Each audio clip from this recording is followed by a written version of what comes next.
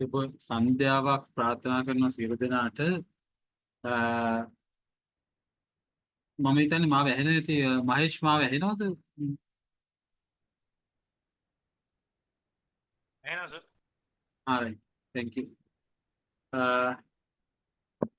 මම හිතන්නේ මේ මගේ මේ මට වීඩියෝ එක ඔන් කරගන්න බැහැ මේ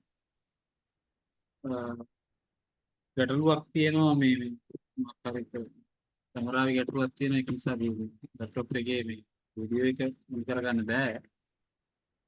නමුත් මෙතන අපිට ඒක ප්‍රශ්නයක් වෙන එකක් නැහැ.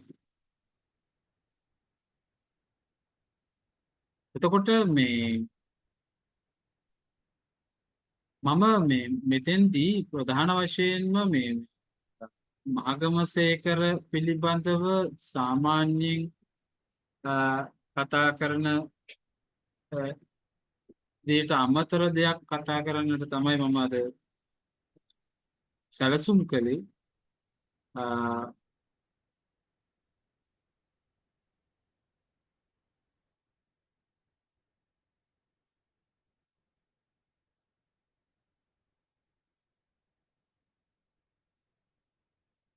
මෙතෙන්දී මේ මම මහායාන සේකර කියන යෙදුමක් පාවිච්චි කළා. ඒක තුල මං හිතනවා අදහසක් යම් විදිහේ වචන දෙක ඇතුලේ තියෙනවා කියලා. මහගමසේකර 1976 ජනවාරි මාසයේ 14 වෙනිදා අභාව ප්‍රාප්ත වෙලා ඊයට දැන් දශක 4කට වැඩි කාලයක් ගත වුණා. අවුරුදු 47ක් කොට එතකොට මහගමසේකර කෙටි ජීවිත කාලයක් ගත කළේ අවුරුදු 46 මාස ගාන. එතකොට ඔහු ගත කරපු ජීවිත කාලය ඇතුළත ඔහු නොයෙකුත් ආකාරයේ ආభాසයන් ලබලා තියෙනවා. ඔහුගේ ජීවිතයේ අන්තිම කාලයේ ඔහු කියවමින් හිටපු කෘති අතර මහායාන කෘති තිබුණා. නමුත් මම සේකරව දකින්නේ මහායාන දර්ශනය පිළිබඳව මහායාන බුදුදහම පිළිබඳව ප්‍රඥෙක් විදියට නෙමෙයි. දාර්ශනිකයෙක් විදියට නෙමෙයි. ලංකාවේ එහෙම මහායාන බුදුදහම පිළිබඳ ප්‍රඥයෝ හිටියා. උදාහරණයක් විදියට කේන් ජයතිලක වගේ අය. කේන් ජයතිලක වගේ අය. එතකොට ගුණපාල ධර්මසිරි වගේ අය. මහාචාර්ය ගුණපාල ධර්මසිරි, මහාචාර්ය කේන් ජයතිලක, මහාචාර්ය වයි කරුණාදාස. අදටත් මේ ජීවතුන් අතර මහාචාර්ය වයි කරුණාදාසත් ඉන්නවා. ඊළඟට මේ මහාචාර්ය අසංග තිලකරත්න වගේ අය. ඒ අය මේ විධිමත්ව මහායාන දර්ශනය සම්බන්ධයෙන් දේවල් හදාarලා තියෙනවා. විශේෂයෙන් ගුණපාල ධර්මසිරි වගේ කංචුකාගේ තාත්තා කංචුකා ධර්මසිරි මහාචාර්ය ගුණපාල ධර්මසිරි වගේ අය බොහොම ගැඹුරින් එහි වියක් මේ ඔහු ගැඹුරින් නිමග්න වෙමින් එක සිස්ටමැටිකලි බොහොම ප්‍රමාණිකූලව හැදෑරුවා. නමුත් දැන් නමුත් දැන් මහගමසේකර කරා එනකොට මහගමසේකරගේ වෙනසක් තියෙනවා. ඔහු එහෙම විධිමත් එහෙම හදාරපු බවක් මට නම් පේන්නේ නැහැ. ඔහු එහෙම මේ විධිමත් එහෙම ආචාර්ය උපාධියක් සඳහා ඔහුගේ ආචාර්ය උපාධිය තියෙනවා. ඔහුගේ මේ රිද්ම රටා පිළිබඳව කරලා තියෙන ඒකෙත් එහෙම මහායානික අදහස් පිළිබඳව එහෙම ගැඹුරු තේරුමක් නැහැ ඒක. එහෙම විධිමත් ආධාරලා නැහැ. නමුත් සේකරගේ නිර්මාණ කෘති තුල ඉතා හොඳින් මහායානික අදහස් විෂද වෙනවා. ඉතා හොඳින් මහායානික අදහස් සිදුවන. සමහර දේවල් ඉතා ඍජුව ඔහු මහායාන කෘතිවලින් උපුටා ගැනීම වශයෙන් කරලා තියෙනවා. සමහර ඒවා ඉතාම ඍජුව උපුටා ගැනීම වශයෙන් කරලා තියෙනවා. නමුත් මට වැදගත් වෙන්නේ මහගමසේකරගේ ඒ ඍජු උපුටා ගැනීම වලට වඩා ඔහුගේ චින්තනමය වශයෙන් ඔහු මහායානය සමග පවත්වා ගන්නා නෑදෑක. දැන් ඊළඟට ප්‍රශ්නයක් එනවා මේ මහායානය කියන්නේ මොකක්ද කියන එක පිළිබඳව. මම ඒ පිළිබඳවත් ඉස්සරහට කතා කරනම්. මේ මහායානය කියන්නේ එකක් නෙමෙයි. මහායානය අතිශයින්ම සංකීර්ණ, අතිශයින්ම විවිධ. නමුත් මේ ස්ථවිරවාද අදහස් හෝ මුල්බුදු සමයේ අදහස් වලට වඩා වෙනස් වූ අදහස් මාලාවකින් සේකර සන්නද්ධ වී ඇති බව ඔහුගේ කෘතිවලින් හොඳට පේනවා. ඒක නිසා මම දකින්නේ සේකර දාර්ශනිකයෙකුට වඩා චින්තකයෙක් විදියට. චින්තකයන් සහ දාර්ශනිකයන් අතර වෙනසක් තියෙනවා. දාර්ශනිකයෝ ඒක සිස්ටමැටිකලි අර මම ඉස්සෙල්ලා කිව්වා වගේ සිස්ටමැටිකලි දෙයක් ස්ටඩි කරලා තියෙනවා. ඒ දාර්ශනිකයෙක් එයා දන්නවා ඒ කියන්නේ එයාගේ අදහසක් පළ කරනකොට ඒ අදහස් පරම්පරාවක් එක්ක සම්බන්ධිතව තමයි එයා අදහසක් පළ කරන්නේ. එයාට තියෙනවා ක්‍රමවත් ගොඩනැගීමක් අදහසක් සමග. නමුත් සේකරට එහෙම මම මහායානික අදහස් සම්බන්ධයෙන් එහෙම ක්‍රමවත් සිස්ටමැටිකල් ඩෙවලොප් වෙච්ච අදහස් මාලාවක් නැහැ. නමුත් ඔහු චින්තකයෙක්. අර ෆිලොසොෆර් කෙනෙක් නෙමෙයි ඔහු චින්තකයෙක්. ඔහු තා ගැඹුරු චින්තකයෙක්. මම කලක් මිට අවුරුදු 15කට 20කට විතර උඩදී මහාගමසේකර ගැන පොතක් ලියන්න මට ආශාවක් ඇති වෙලා මේ සේකර ගැන මම හොයන්න ගියා. එතකොට සේකරව ඇසුරු කරපු සේකරේ පුංචි අම්මා කෙනෙක් හිටියා. එයා හිටියේ අර මර්දගහ මුල මට මතකයි. මෙතන ඒක ඒ පැත්තට කියන්නේ මේ අර ආල් පිළිබඳ ප්‍රසිද්ධ ප්‍රදේශය මම හිතන්නේ මර්දගහ මුල නේද? ඒ හැරි තමයි ඒ ජීවත් වුනේ. මේ ඇය එහෙම ඇය බොහොම ළඟින් මොකද මේ සේකර පුංචි අම්මා වුණාට සේකරයි ඇයි අතර ලොකු වයස් පරතරයක් තිබුණු කෙනෙක් නෙමෙයි. නමුත් සේකරගේ පුංචි කාලයේ තාම ළඟින් ඇසුරු කරපු පස්සේ කාලෙත් සේකරත් එක්ක ගොඩාක් සම්බන්ධකම් තිබිච්ච අය ගොඩාක් දෙනෙක් හම්බුණා මට ওই කාලේදී මම ඒත් එක්ක කරපු සාකච්ඡාවලදී ඒ සාකච්ඡා ගණනාවක් මම රෙකෝඩ් කරගත්තා ඒ කාලේ. නමුත් මම ඒක ලිව්වේ නෑ මොකද වෙන හේතු කීපයක් ආවා. ඒක ලියන්න ගියාම ඊට පස්සේ මට මොකටද කියලා මම ඒක පැත්තකට දමලා දාලා නිකන් හිටියා. මේ එතෙන්දි මට තේරිච්ච එකක් තමයි සේකර බොහොම කල්පනා ලෝකවල හිටපු කෙනෙක්. ඔය විශේෂයෙන්ම පණ්ඩිත අශෝක කරුණාරත්න උත් එක බෝඩිමේ හිටපු කෙනෙක් මාත් එක්ක කියපු කතාවලදී මට තේරිච්ච එකක් තමයි මේ සේකර බොහෝම කල්පනාවල් වල හිටපු කෙනෙක්. එයා මේ කතා බහ අඩු කෙනෙක්. මේ හැමතිස්සෙම මේ කුමක්දෝ කල්පනාවක නිමග්නව තමයි හැමතිස්සෙම ඔහු වැඩි කාලයක් ගත කරන්නේ. එතකොට එක අතකින් අපිට පේන දෙයක් තමයි සේකර බොහොම මේ චින්තාව සේකරගේ.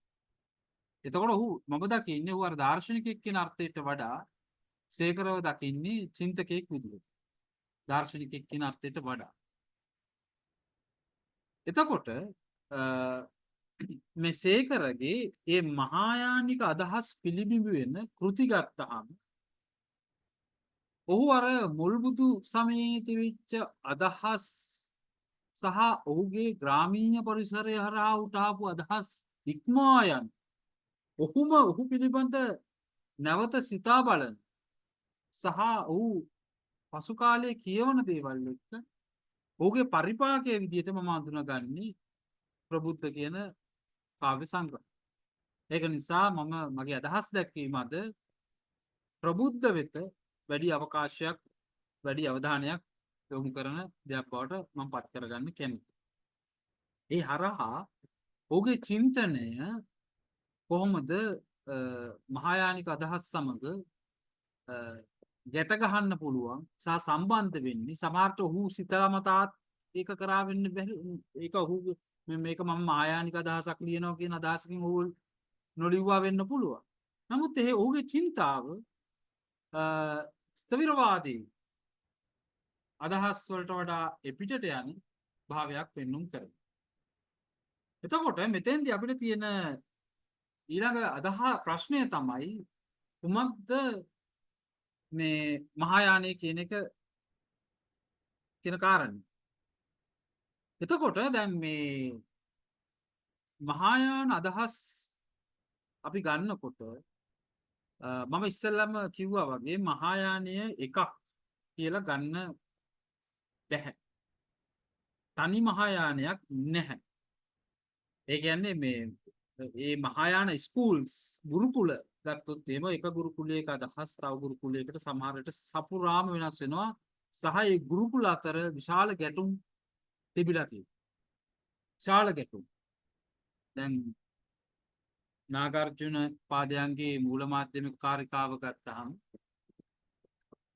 විශාල විදිහට ගැටෙන්නේ සෞත්‍රාන්ත්‍රිකයන් සහ සර්වාස්තවාදීන් සමග. එතකොට සර්වාස්තවාදීන් සහ සෞතාන්ත්‍රිකයන් අතර වෙනම ගැටුම්. එක එක ස්කූල්ස් අතර සෑහෙන ගැටුම් තිබුණා දර්ශනය පිළිබඳ දාර්ශනික ආස්ථානයන් පිළිබඳ. එතකොට මේ එක ස්කූල් එකක්වත් ඒ කියන්නේ ඔක්කොම ගත්තොත් එහෙම දැන් මේවා මහා සංකීර්ණ ජාලයක්. නමුත් පොදුවේ අපිට මහායානික අදහස් විදිහට ගන්න පුළුවන් තැන් කීපයක් තියෙනවා. පොදුවේ ලක්ෂණ කීපයක් තියෙනවා අර ස්ථවිරවාදීන් වෙනස්. ඒක තමයි එකක් අර බෝධිසත්ත්ව අයිඩියල් කියන එක. බෝධිසත්වයෙකු පිළිබඳ පරමාදර්ශ. මම හිතන විදිහට සේකරගේ ප්‍රබුද්ධ කාව්‍ය සංග්‍රහය සපුරාම මේ බෝධිසත්ව අයිඩියල් එක බෝධිසත්ව පරමාදර්ශය පිළිබඳව ඒ පරමාදර්ශය පාදක කරගෙන ඒ අනුව යමින් වෙච්ච වැඩක් විදිහට තමයි මම දකින්නේ. ඔහු ඒ බෝධිසත්ව නෙමෙයි ප්‍රබුද්ධ බෝධිසත්වයෙක්. එයා සංසාරේ ගමන් කරනවා. ඒගොල්ලෝ මේ බෝධිසත්වයෝ සංසාරය තෝරගන්න. මේ බෝධිසත්වයෝ සංසාරය තෝරගන්නවා. අර මුල්බුදු සමයේ තිබෙච්ච අරහත් සංකල්පය වෙනුවට මහායානය ඉදිරිපත් කරන මේ සෑම මහායාන ගුරුකුලයකම පාහේ දකින්නට ලැබෙන එක අයිඩියල් එකක් තමයි මේ බෝධිසත්ව අයිඩියල් එක. මේක අර මේ අරහත් භාවය පිළිබඳව තිබිච්ච පැරණි අදහසට වඩා සපුරාම වෙනස්. එහෙම නැත්නම් මිනිස්සු අතරට ඒ කියන්නේ මිනිස්සු අතර ජීවත් වෙමින් පරමාර්ථය සාධනය කර ගැනීමට හැකිය කියන එක. එහෙම නැත්නම් සංසාරයෙන් පැන නොයා සංසාරය තුල ජීවත් වෙමින් නිර්වාණය කරා යා හැකිය කියන බෝධිසත්ව අයිඩියල් එක සාමාන්‍යයෙන් බොහෝ මහායාන ගුරුකුලවල තිබෙන දෙයක්. සහ මුදින් විමර්ශනය කරලා බලනකොට ප්‍රබුද්ධ කියන්නේ ඒ බෝධිසත්ව අයිඩියල් එක මත නිර්මාණය වෙච්ච දෙයක්. එතකොට දැන් ඒක හොඳ හැටි පැහැදිලි වෙන්න යෙදුම් තියෙන. දැන් ප්‍රබුද්ධ කෘතියේ සේකර මෙහෙම ලියන තැන් තියෙනවා. මේ ලියන මේසය ළඟ මේ පුටුව මත හිඳ මේ ලිපිගොනු අතර මැද හාන පෝරු ගාන වී වපුරන වෙල්යායක සටන් පාට වැඩවර්ජ කම්හල් දැති රෝධ අතර ගෑනු පිරිමි එකරොත්තට හිරවීගෙන උදේ හවස වැඩට යනෙන කෝච්චිය දෙනෝදහක් සෙනගාතර බුදුවීමට තනියම නොව දෙනෝදාහක් සෙනග එක්ක අපි ඔක්කොම එකට බුදුවීම. දැන් මෙතන බොහොම පැහැදිලි මේ තියෙන්නේ බෝධිසත්ව අයිඩියල් එක කියන එක. මේ සේකරගේ මහායානික මේ ලාංඡනය මෙතන තියෙනවා. හාන පෝරුගාන වීවපුරණ වෙල්යායක සටන් පාට වැඩවර්ජන කම්මල් දැති රෝධාතර ගෑනු පිරිමි එකරොත්තට. දැන් මෙතන අර මහායානි ගැහැණුන්ට බුදු වෙන්න පුළුවන් කියන ව්‍යංගය සේකර බොහොම මුලින්ම කියනවා. ගෑනු පිරිමි එකරොත්තට උදේ හවස වැඩට යන කෝච්චියක දෙනෝදහක් සෙනගත බුදුවීමට අනියම නොව දෙනෝදහක් සෙනගෙක් අපි ඔක්කොම එකට බුදුවීම. දැන් සේකරගේ බෝධිසත්ව අයිඩියල් එක මේ හොඳටම පේන තැන අභීෂ්ටය බෝධිසත්ව අභීෂ්ටය. එයා බෝධිසත්ව කියලා කියන්නේ one who seeks full Buddhahood for the benefit of all beings. සියලු සත්තාවන් වෙනුවෙන් සත්‍යයන් වෙනුවෙන් පමණක් නෙවෙයි සත්තාවන් වෙනුවෙන්. මේක හොඳට අපි මතක තියාගන්න ඕන කෑල්ලක් එතන තියෙනවා.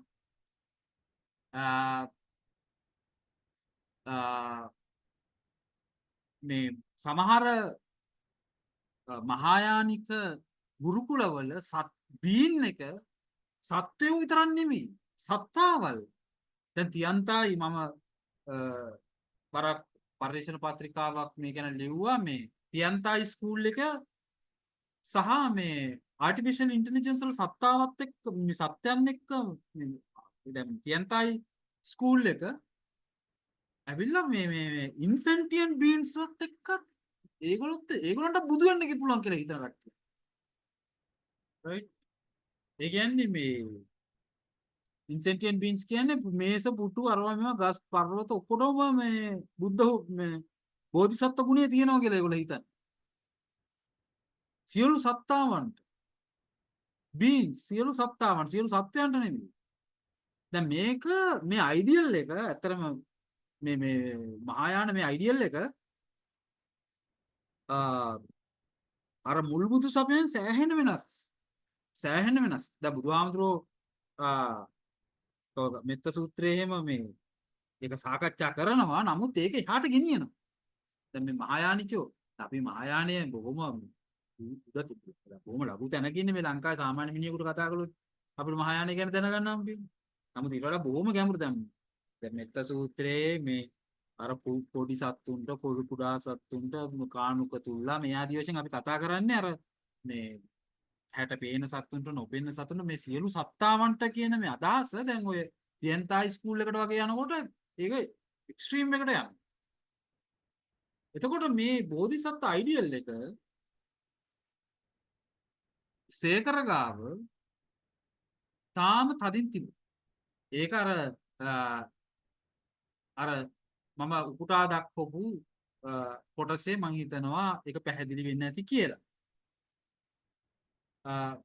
එතකොට මේ මහායාන බුදු සමය කියන දේ අපි නැවතත් හැරිලා බැලුවොත් මොකද්ද මේ මහායානය කියන එක ගත්තොත් එහෙම මහායානයේ බෝධිසත්වයා තමන්ගේ නිර්වාණය තමන්ගේ පරම සාධනය පමා කරන කෙනෙක්. දැන් ප්‍රබුද්ධ මේ දුක් සහිත ක්ලේශ සහිත ලෝකයේ මැද්දෙන් ගමන් කරන කෙනෙක් ඒ බෝධිසත්වයෙක් ඇත්තට. දැන් මේ මං හිතන්නේ මහායානී ඔය මේ සංසාරයත් එක්ක තියෙන සම්බන්ධය මං හිතන්නේ මහායාන මේ දුක සැප දෙකම සුදු කළු දෙකම එකතු වෙච්ච අර මේ කොරියන් කොඩියේ තියෙන අර ජින්යන් බෝලේ මං හිතන්නේ ඒක හොඳටම ඒකෙන් හොඳටම තේරෙනවා මේ ජින්යන් බෝලේ ගත්තාම මේ බෝධිසත්වයෝ ඉන්නේ මේ කළු සුදු දෙකම තියෙන මේ සැබෑ ලෝකෙ. සේකරගේ ප්‍රබුද්ධ ඉන්නේ මේ සැබෑ ලෝකෙ. එයා මේ ලෝකයේ මැද්දෙන් සංසාර ගමනක් යනවා. එයා කියනවා මේ එයාගේ අර තව තැනකින් මම එයාගේ උපුටා දැක්වීමක් කිව්වොත් උතුම් බෝසත් ගුණ ගණ රැඳී පවතින්නේද මෙහිමය. කෙලෙස් කසල්ල කිලුටු තුළම ඇත නිකෙලෙස් ගුණ නිකසල. දැන් මෙන්න මේ කතන්දරය ඇතුලේ තියෙනවා අර ජින්යන් බෝලේ තියෙනවා. කළු සුදු දෙක එකට තිබීම. උතුම් බෝසත් ගුණ ගණ රැඳී පවතින්නේද මෙහිමය. කෙලෙස් කසල්ල කිලුටු තුළම ඇත නිකෙලෙස් ගුණ නිකසල. කෙලෙස් තුළම ඇත නිකසල. දුකකිනි මිනිසත් බව ලැබගන්නේ දුලබ වූ මිනිසත් බව මිනිස් බව. මිනිස් සිරුරෙන් වෙන් කළ නොහැක. මෙන්න ෆ්ලෙෂ් මිනිස් සිරුරේ මාංශයේ තියෙන පාපීත්වය ශරීරයේ තිබෙන පාපීත්වය කෙලෙස් සහිත බව. දුලබ වූ මිනිස් බව මිනිස් සිරුරෙන් වෙන් කළ නොහැක. අර ප්‍රභාස්වර අර මේ මහායානිකයෝ මුලින්ම කතා කරපු ප්‍රභාස්වර චිත්තය මේ ෆ්ලෙෂ් එකෙන් අයින් කරන්න බෑ. මේකෙම ඇතුළේමයි තියෙන්නේ. මතු වෙයි වරින් වර එය කම්පා කරවමින් ලය. සඳකත් පහන් උණු කොට ගලන සඳ කැලුම් දියරක් මෙන් ආදරයෙන් තෙමාලුව දරුණුව කොතරම් ගස්ගල් වලට වැඩියෙන් වනසතුන්හට වැඩියෙන් මිනිසා උතුම්හි. දැන් මෙයාර මේ කතා කරන කොටස තියෙන්නේ මේ අපිට ගැලවේ මේ සංසාරික තියෙන මේ සංකීර්ණ ඒ කියන්නේ මේ සිම්ප්ලිෆයි කරන්න ඕක පස්සේ පශ්චාත් ව්‍යුහවාදී දර්ශනයන් වලට එනකොට ඩෙරිඩා වගේ අයට එනකොට ඊට පස්සේ ෆූකෝට එනකොට ලියෝතාට එනකොට ඩෙලූස්ට එනකොට මේගොල්ලන් මේ කතා කරන්නේ මෙන්න මේ සංකීර්ණත්වය. දැන් ඩෙරිඩා පැහැදිලිවම කියන්නේ මේ අපිට මේ මෙටා නැරටිවයක් හදන්න බෑ. අපිට තියෙන මේ ඒ කියන්නේ අපිට ටෙක්ස්ට් එකක් there is no outside text. අපිට මේකෙන් එළියේ ඒ කියන්නේ කුණු ගොඩෙන් එළියට යන්න බෑ. අපි මේ සංසාරේ තියෙන අර ජින්යන් එක වගේ මේක අපි පැටලිලා තියෙන්නේ. we are entangled. අපේ මේ සංකීර්ණත්වයෙන් අපිට එළියට එන්න බෑ. ඒක කියන්නේ අපේ ජීවිතයේ පැවැත්ම මේ සේකරගේ චින්තනය ඇතුලේ සේකර හිතන්නේ එතනින්. මිනිස් සිරුරින් වෙන් කළ නොහැක දුලබ වූ මිනිස් බව. අර ප්‍රභාස්වර වූ මිනිසාගේ පිරිසිදුය කියන ප්‍රභාස්වරත්වය මිනිස් මාංශයෙන් වෙන් කරන්න බෑ. රයිට්. එතන ඔහු තාම මේ වගේ ගැඹුරු චින්තකෙක් බවට ඔහු පත් වෙනවා. මම හිතන්නේ මේ චින්තනය අපිට කනෙක්ට් කරන්න පුළුවන් මේ මහායාන චින්තනයත් එක්ක. රයිට්. ඒතර මහායානිකයා මහායාන බෝධිසත්වයා හැමතිස්සෙම යාගේ නිර්වාණය ඩිලේ කරපු කෙනෙක්. රයිට්. එයාගේ ප්‍රඥාව හැමතිස්සෙම self and other are not separate. එයා හිතන්නේ මම සහ අනෙකා වෙනස් නෑ. මගේ මේ ඒ කියන්නේ මගේ නරක එයා ඒ කියන්නේ මහායානිකයට මේ නරක නැහැ. අර ඒක මේ අර ඒකයි මේ කියන්නේ නරක කියලා වෙන් කරගත්ත සුද්ධ වූ කලාපයකින් එළියට පැනලා මේ අරිහත් භාවය හොයන කෙනෙක් නෙමෙයි ප්‍රබුද්ධ කියන්නේ. ප්‍රබුද්ධ ගණිකාවෝ ඉන්න තැන් වලට යනවා. ප්‍රබුද්ධ මුඩුක් වස්සෙන් යනවා. මේ අශුද්ධත්වය ප්‍රබුද්ධ ගන්න විදිය මං හිතන්නේ ඒක ඉතාම මහායානික අදහසක් එක්ක ඉතාම ළඟින් සම්බන්ධ වෙනවා. ඊළඟ දේ තමයි ප්‍රබුද්ධ කෘතියේ මහගමසේකර බොහොම පැහැදිලිවම මේ ශුන්‍යතා දර්ශනයට ඔහු වෙනවා. ඒක ඔහු කෝට් කරනවා. ශුන්‍යතා දර්ශනයේ තිබෙන සමහර තැන් ඔහු කෝට් කරනවා. දැන් ඔහුගේ අර මේ දැන් උදාහරණයක් විදියට අපි ගත්තොත් එහෙම තැනක් මම ඒකේ quotation කියන තැනක් තියෙනවා.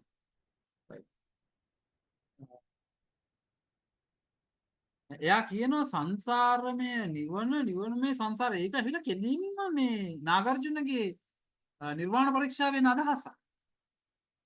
කෙලින්ම නාගර්ජුනගේ නිර්වාණ පරීක්ෂාවෙන් අදහසක්. right? එතකොට මේ එයා කියන්නේ මේ නාගර්ජුන කියන්නේ නිර්වාණයත් right? නිර්වාණයත් මේ සංසාරයත් අතර right? මේ වෙනසක් නැහැ. right? එයා කියන්නේ there is not the single no, there is not the slightest difference between samsara and nirvana.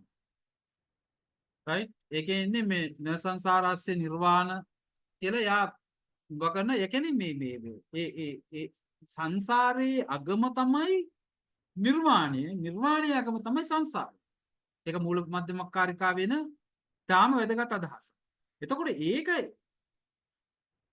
මේ සේකර ඍජුවම කෝට් කරනවා වගේම ඔහු තැනින් තැන ඒක ඊටාම සංකීර්ණව පාවිච්චි කරනවා. දැන් මේ මගේ ඔබේ කය ඔබෙයි මගේ කය රැයින් රැයට අප බිවී නටන විට මමයි මගේ යන මමත්වයක් නැත. හරිද? ඒ කියන්නේ මම සහ ඔබ අතර වෙනසක් නැත.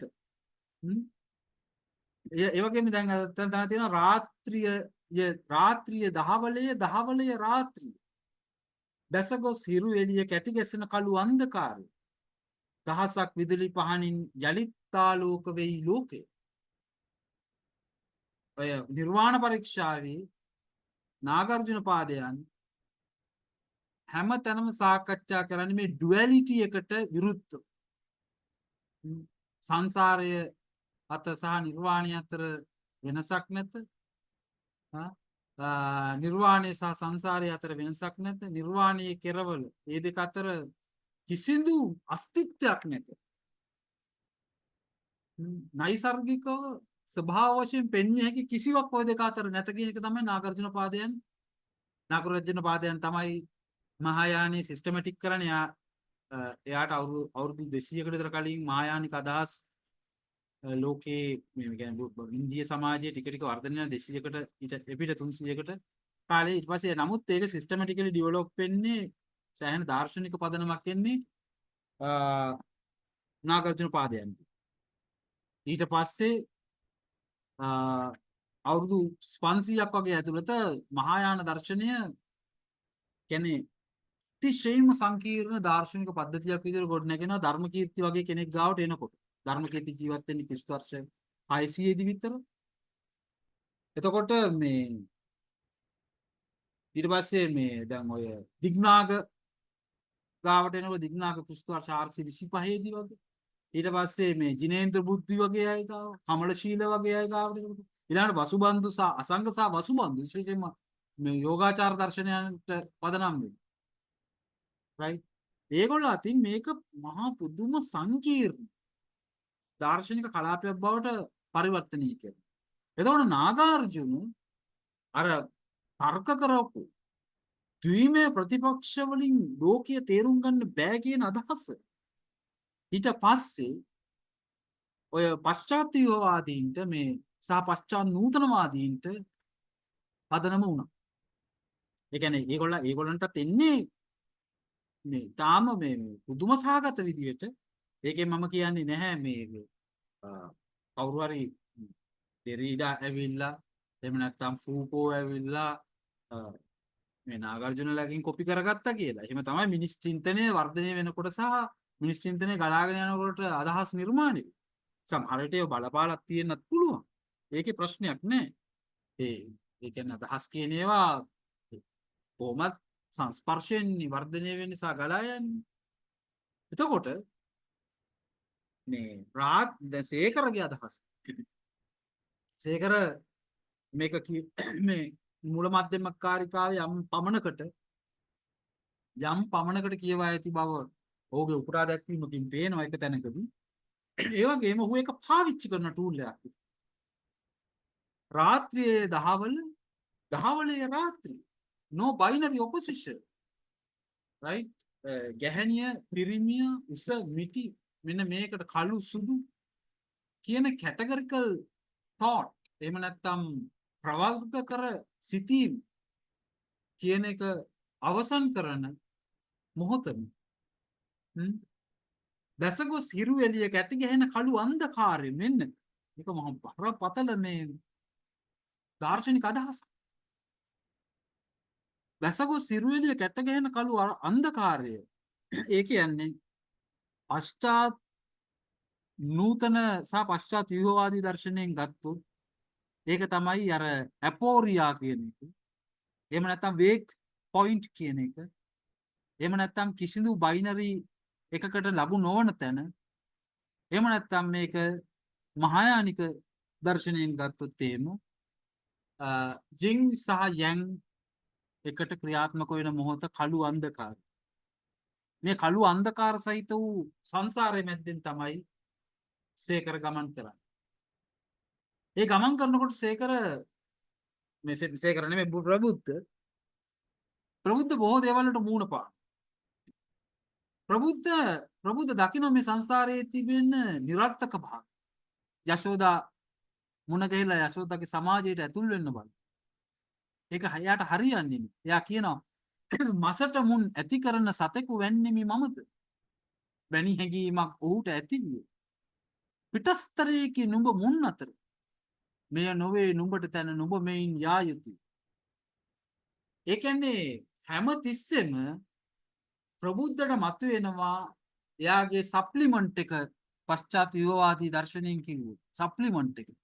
එහෙම නැත්නම් එයාගේ පිටත රාමුව. එහෙම නැත්නම් එයාගේ කොනක තියෙන අර මහායානික අදහසෙන් අර ජින්යන් වලට ගියොත් එහෙම කළු සුදු වැඩි වෙලා එනකොට කළු කොටස් කළු කෑල්ල පුංචි කළු කෑල්ල. කළු වැඩි වෙලා එනකොට පුංචි සුදු කෑල්ල. එහෙම නැත්නම් එයාගේ සප්ලිමන්ට් එක. එයාගේ සප්ලිමන්ට් එක යාට පේනවා. පිටස්තරයක නුඹ මුන් අතර මෙය නොවේ නුඹට තැන නුඹ මෙයින් යා යුතුය. right මසට මුන් ඇති කරන සතෙකු වෙන්නෙමි මමද? right යාට පේනවා යශෝදාගේ මේ සුඛිත මුදිත වූ ජීවිතය මේ නාගරික ජීවිතය යාට ගැලපෙන්නේ නැහැ. එයා මේකේ යාට පෙනෙන එයාව මේකෙන් එක්ස්ක්ලූඩ් වෙන බහිෂ්කරණය වෙන කෑල්ලක් තියෙනවා. එයාට මේක දරා ගන්න බැහැ. right එතකොට මේකේ තව මේ අපි මහායානික අදහස පිළිබඳ සාකච්ඡා කළොත් දැන් මේ මහායානය පිළිගන්න මේ ශුන්‍යතා දර්ශනය මහායානයේ බොහෝ කලාපවලට බලපාපු දෙයක්. එතෙන්දි මහායානය අර නෛසර්ගික පැවැත්ම කියන එක අයින් කරනවා. right ඒ කියන්නේ ශුන්‍යතාවය කියන මූලික සංකල්පය තමයි nothing exists by itself. ඒ ස්වභාව කියන ගුණයෙන් තොරයි. ස්වභාව කියන ගුණයෙන් තොරයි. all things arise dependently. එතකොට මේක කෙනෙකුට හිතෙන්න පුළුවන් මේක මේ මහායානයේ මහා විප්ලවීය අදහසක් කියලා නැහැ. මේ එක්ස්පෑන්ඩ් වෙන්නේ මේ විපුලකරණයට ලක් වෙන්නේ මේ වෛපුල්‍ය භාවයට ලක් වෙන්නේ පටිච්ච සමුප්පාදේ. පටිච්ච සමුප්පාදේ තමයි එකක් ප්‍රත්‍ය කොට අනිත් එක බිහි වෙනවා කියන්නේ. ඉතින් ඒක තමයි මේගොල්ලෝ නාගර්ජුන වගේ මහායානික දාර්ශනිකයෝ නාගර්ජුන මහායානිකද නැද්ද කියන එක පිළිබඳ යම් සාකච්ඡා තියෙනවා. මොකද එයා මුල්ම කෙනෙක් නිසා.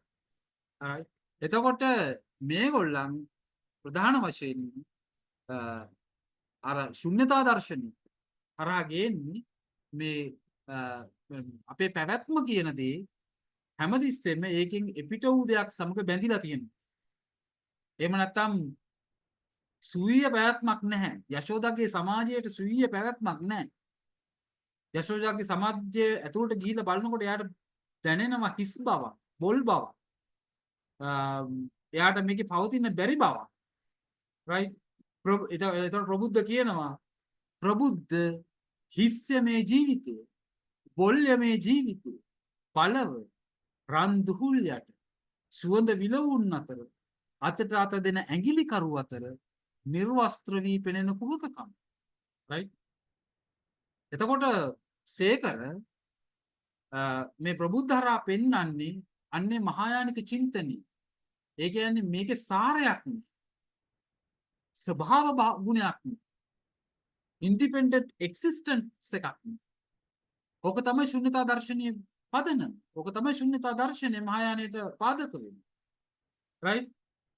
එතකොට අපිට මේ හැම දෙයකම හිස් බව, බොල් බව. ඒක තමයි මහායානය කියන්නේ.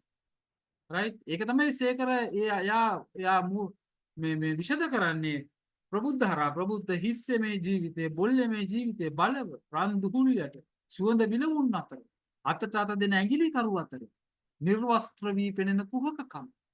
right? එතකොට ඊළඟට මේ මහායානික දර්ශනයේ තව තියෙන ඉතාම වැදගත් සංකල්පයක් තමයි තථාගත ගර්භ කියන එක. තථාගත ගර්භ කියන අදහස. right? මේකේ මේ සංකීර්ණ අදහස් තියෙනවා. නමුත් මම බොහොම මතපිට දේවල් එක්ක සාකච්ඡා කරන්නම්. මේක ජෙනරලි කතා කරන්න ඕන නිසා මේ මහායානයේ තථාගත ගර්භ කියන එක ඇතුලේ තියෙන අදහසක් තමයි සියලු සත්තාවන්ට අර බුද්ධ ස්වභාවය, බුද්ධ නේචර් එක තියෙනවා කියන. right? අර මම ඉස්සෙල්ලා කිව්වා වගේ තයන්තයි ස්කූල් එකේ මේක තාම එක්ස්ට්‍රීම් තැනකට ගෙනහිලා තියෙනවා. එතකොට මේ අපි හැමෝම මේ සංසාරේ අපි ඉන්න හැමෝම මේ බුද්ධ නේචර් එක තියෙන අය. ඒ කියන්නේ එහෙම නැත්නම් තථාගත ගර්භ මේ ගුණයෙන් අපි පෝසත්. හරිද? එතකොට දැන් මේ සේකර මෙන්න මේක ඔහුගේ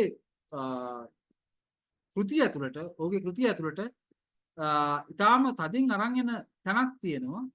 මෙන්න මෙහෙම දැන් උදාහරණයක් කියලා නිරංජනත් එක්ක සාරයි. එපා ඔයා ඉන්න ඕනේ නෑ වැඩට යන්න. මං යන්නම් බේත් ගන්න. මේ අපි මේ ගෙවල් වල අවුල් ජීවිතවල තියෙන ප්‍රශ්න දැන් මේ මහායාන බෝධිසත්වයෙක් මේ සංසාරික ජීවිතෙන් එළිය දුවන්නේ නැහැ. එයාගේ බෝධිසත්ව ගුණය එයාගේ සංසාරය ඇතුළෙම තියාගෙන ඉන්න. ඒකට එයා කියනවා දැන් මේ සේකරගේ මේ උපුරුණේ හොඳට ඒක පේනවා. කිරි හදන පිටි කොටන කැඳ උයන දුක් විඳින මුදු මෙලක අත්වලින් මැටි පහන දල්වන්නේ. දුක් විඳින ඔබ හැමට යම්මගක් පෙන්වන්න. නිදි මරණ ඇස් වලින් මට එළිය ගෙනින්. මේ තමන්ගේ බිරිඳට කියන්නේ. බිරිඳගේ ඇතුලේ ඒ තථාගත ගර්භ right? තථාගත ගර්භ ගුණය එහෙම නැත්නම් බුද්ධ නේචර් එක තමන්ගේ බිරිඳ තුල බෝධිසත්වවරියක් දකිනසේ මේ ප්‍රබුද්ධ කිරි හදන පිටි කොටන මේ ගෑනුන්ට මේ බුදු වෙන්න බෑ කියපු මේ අදහසෙන් සේකර එළියට එන විදිය right? කිරි හදන පිටි කොටන කැඳ උයන දුක් විඳින මුදු මෙලක අත්වලින් මැටි පහන දල්වන්න. දුක් විඳින ඔබ හැමට යම් මගක් පෙන්වන්න. දුක් විඳින ඔබ හැමට යම් මගක් පෙන්වන්න. මේ බුද්ධත්වය පෙන්වන්න උඹේ ඇස්වලට පුළුවන්. නිදි මරණ ඇස් වලින් මට එළිය ගෙනෙන්න. දැන් ඒ බිරිඳට කියන්නේ මේ සංසාරයේ දුක් විඳින කිරි හදන පිටි කොටන රෑ පුරා නිදි බරන පුතාට බෙහෙත් ලෙඩ වුණාම බෙහෙත් ගන්න දුවන පිටි කොටන කෑම උයන දුම් කන මේ ගැහණියට කියන්නේ.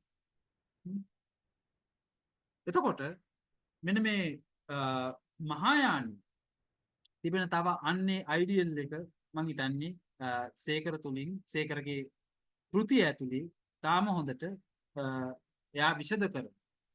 ඒ කියන්නේ all beings have Buddha nature කියන එක මහායානි තියෙන ප්‍රධාන අදහස. එතකොට මහායාන දැන් ඊළඟට මේ ඔය මහායානේ තව මේ ඔය කොස්මොලොජි එකත් එක්කත් එයා මහායාන කොස්මොලොජි එක මහායාන විශ්ව මේ කියන්නේ මේ විශ්වය පිළිබඳ මහායාන දැක්ම ඔය ශුද්ධ භූමි පියෝලෑන්ඩ්ස් වගේ ඒවත් එක්ක පවා එයාගේ වෙනවා මේ එයා කෙලින්ම ඒවා සයිට් කරලම ගන්න තැන් තියෙනවා මේ දැන් දැන් උදාහරණයක් විදිහට අමිතාභ වන්දනාව ඉතින් ශුද්ධ භූමිය අමිතාභ මේ කියන බුදුවරයා ක්‍රියාත්මක එයා ශුද්ධ භූමිය මේ නිර්මාණය කරලා ඒ ශුද්ධ භූමියේ මිනිස්සු සත්තුන් සත්වයාට තමන්ගේ නිරපේක්ෂ පරමත්වය සාධනය කරගන්නට පුළුවන් කියන අදහස. ඒක එක ප්‍රධාන අයිඩියල් එකක් මහායාන. ඒක දැන් මේ දැන් ඒ වගේ වෛරෝචන වර්ගන සේකර එයා එක තැනක ලියනවා මේ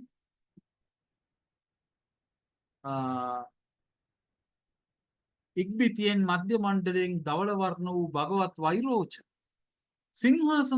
සිංහාසනාරූඩව ගරාදි අටකින් යුත් සක්වලල්ල අතකින්ගෙන ආකාශ ධාතු විශ්වරිය හා සමගින් තොප හමුවෙහි තෙමේම ප්‍රාදුර්භූතෝ පෙනීම විනිවිධ පෙනෙන දිලෙන දැස්ව නිලංකාර කරන මහා මහින් නීලවර්ණ ධර්මධාතු ප්‍රඥාවේ ආලෝකය මාතෘ පීතෘ වෛරෝචනගේ හෘදයෙන් තොප වෙත විදෙන විට තොප වෙත විහිදෙන විට ඉඳුරා ඒ දෙස බලනට බියක් දැනෙනු වෙත තොපහට තොපගේ අකුසල කර්ම බල හේතුකොට බය නොවනුව තැති නොගනු තථාගත ආලෝකයයි බලව ඒ දෙසම දෘಢ භක්තිය මේ භක්තිය කියන එක ෆේත් කියන එක මේ කියන්නේ මේ මහායාන අයිඩියල් එකක්. ඒක වන්දනාව මහායාන අයිඩියල් එකක්. රයිට්? ඒක සේකර හරි ලස්සන කවියක් ඇතුළට ගේන විදිහ. බලව ඒ දෙසම දෘঢ় භක්තිය. ගන්ධබ්බ අවදියේ සිටින තොප පිළිගනු. භගවත් වෛරෝචනගේ හෘදයෙන් පැතිරීම. මහා කරුණාව මෙයයි. ශ්‍රද්ධාවෙන් මෙනෙහි කරව. දැන් මේ ගන්ධබ්බ අවදිය පිළිබඳ දැන් ඔය ගන්ධබ්බ අවදිය කර්ම පිළිබඳ ලොකු සාකච්ඡාවක් තියෙනවා ඒ මහායාන ඉතාම සංකීර්ණ තැනකදී. ඒ කියන්නේ දැන් ඔය සෞත්‍රාන්තිකයෝ සහ සර්වාස්තිවාදීන් අතර ඇතිවෙච්ච ලොකු පළහිලව්වක් උතන තියෙනවා. ඒ කියන්නේ අපිට තවදුරටත් පවතින යමක් තිබේද? උපාද සෞදාන්ත්‍රිකයෝ කියන්න ගත්තා උපාද වය විතරයි තියෙන්නේ යම් සත්තාවක් අර ටිතියක් එහෙම නැත්නම් තුන් කල්ලි පවතින දෙයක් නැහැ කියන. එතකොට මේ ගන්ධබ්බ අවදියක් තිබේද නැද්ද? එතකොට ඔය එක ඇතම් මහායාන මේ ස්කූල්ස් වලින් ගුරුකුල වලින් මේ ගන්ධබ්බ අවදිය පිළිගත්තා. රයිට්? සර්වාස්තවාදීන් එහෙම තුන් කාලයක් පැවතිය හැකි. ඊට පස්සේ මේ පුද්ගලවාදී. ඒගොල්ලෝ පුද්ගලයෙක් ඉන්න පුළුවන් කියලා යාගොල්ලෝ පිළිගත්තා. එතන මේ ඉන්සයිට්ස් රයිට් මේ ආලෝචනාවන් සේකර තමන්ගේ කරගන්න. ඒවා එයාගේ ප්‍රශ්නේ එයා 70 දශකයේ ජීවත් වෙනකොට එයාට ඒ වෙනකොට මතුවලා තිබිච්ච ප්‍රශ්නය එයා අනිත් පැත්තට එයාගේ කාව්‍ය කෘතියක් ඇතුලෙන් එළියට දාන්න එයා මේක පාවිච්චි කරනවා. එතකොට ඒ වගේම දැන් මේකේ මේ කොස්මික් කම්පැෂන් කියන එක ඒක මේ හොඳටම පේනවා මේ අපි සියලු දෙනා එකයි. we are interdependent කියන්නේ right we are interdependent අපි එක කණේකාට බැඳිලා තියෙන්නේ. එතකොට දැන් මහායානික මේ ගැඹුරු අර්ථයේදී you and other are not separated. මේ කියන්නේ අපි එකිනෙකා අනිකාගෙන් බෙන් වෙලා නැහැ. ඒතකොට අපිට තියෙන බල කොස්මික් කම්පැෂන්. ඒ කියන්නේ මේ විශ්වීය මේ කරුණාව. ඒක තමයි සේකර ලස්සනට කියන්නේ. භගවත් වෛරෝචනගේ හෘදයෙන් පැතිරෙන මහා කරුණාව මෙයයි. ශ්‍රද්ධාවෙන් මෙනෙහි කරව. ශ්‍රද්ධාවෙන් මෙනෙහි කරව. මේක මං හිතන්නේ මේ කෑල්ල මං හිතන්නේ මේ සේකරගේ මේ කෑල්ල සේකර මුලම කියනවා වගේ මේක ඇත්තටම අපිට කතා කරන්න මම මේක ඇත්තට මම කියවන්න ගන්නේ මගේ grade 10 හෝ grade 9 වගේ අපේ ගමේ පුස්තකාලේ මීගොඩ සුගතපාල පුස්තකාලය කියලා එකක් තියෙනවා. ඕකෙන් මට ඔක හම්බෙලා මම කියවලා අද මම ආචාර්ය උපාධියකින් පස්සේ මගේ ආචාර්ය උපාධිය නාගර්ජුන ගැන ආචාර්ය උපාධියකින් පස්සේ නාගර්ජුන සහ ඩෙරිලා දෙන්නා මෙතන ඉන්නවා. ආචාර්ය උපාධියකින් පස්සේ මම මේක කියනකොට මේක මට මාර වැඩක් මේක. ඒක නිසා මම හිතන්නේ මේක ඇල්ල අපි වෙන තැනකින් අපිට කියවන්න ඕන දෙයක් විදිහට මම දකින්නේ. එතකොට ඒ වගේම මේ ඔය මේ දැන් මේ සමහර තැන්වල විශේෂයෙන්ම මේ ඔය ටිබෙටියන් වල ඔය වජ්‍රයාන රයිට් වජ්‍රයාන සංකල්ප බව තාන්ත්‍රික සංකල්ප බව මම හිතන්නේ සේකරගේ කෘතිය ඇතුලේ තැන් තැන් වල පේනවා. දැන් උදාහරණයක් විදිහට දැන් වරෙන්න දිවිසුරාව සිඳලා යන්න පළමු මේ මීවිත පුරවා ගනින් මෙන්න නැටුමක් නොදැනුවත්වම මගේ ඔබේ කය ඔබෙයි මගේ කය රයින් රයට අප බිබී නටන විට මමයි මගේ යන මමත්වයක් නැත මේ තාන්ත්‍රික අදහසක් තාන්ත්‍රිකයෝ මම හිතන්නේ මේ ඔක පස්සේ මෙයත් කවුද සන්නා මේ සයිමන් නාවගත්ත එකම එයාගේ බොහෝ කෘති වල ගන්නවා මේ තාන්ත්‍රිකයෝ හිතුවා මේ වජ්‍රානිකයෝ ඒගොල්ලන්ගේ තිබුණා මුද්‍රා කිහිපයක් අර සමහරව එන පතන අර බුදුහාමුදුරුවෝ අර කාන්තාවක් බදන් ඉන්නවා වගේ අර පින්තූරයකට අර මිනිස්සු එන ගහන්න කියලා Facebook එකේ දානවානේ. නමුත් ඒක වෙන සිම්බොලිසම් එක. ඒතකොට ඒගොල්ලන්ගේ මේ තිබුණා අර මුද්‍රා කිහිපයක් විශේෂයෙන්ම ඔය මේ ඥාන මුද්‍රා සහ කර්ම මුද්‍රා විදිහට දැන් ඒගොල්ලන් ඒ මුද්‍රාවල් වල සහ ඒගොල්ලන්ගේ තාන්ත්‍රික ප්‍රැක්ටිසස් ඇතුලේ ඒගොල්ලන් පෙන්වපු එකක් තමයි